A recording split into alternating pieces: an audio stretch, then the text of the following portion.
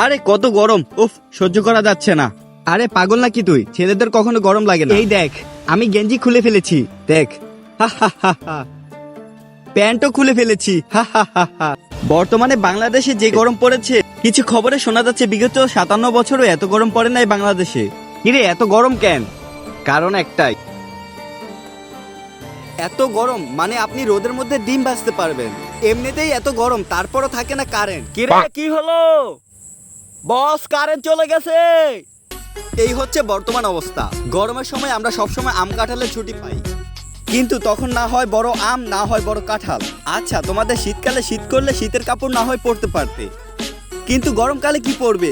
গরমকালে তো আর কাপড় খুলে ঘুরতে পারবে না, হয়তো পারবে। শীতকালে তুমি গোসল করো আর না করো, কারো কোনো কিছু যায় আসবে না, কিন্তু গরমকালে এই নালায়েক, কতবার গোসল করস?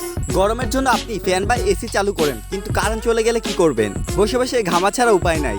হ্যাঁ, এই গরম থেকে বাঁচার মাত্র একটাই উপায় আছে, আপনাদেরকে প্রচুর পরিমাণে লাগাতে হবে। দিনে লাগান, রাতে লাগান, যেখানে খুশি সেখানে লাগান। মানে আমি গাছের কথা বলতেছি আর কি।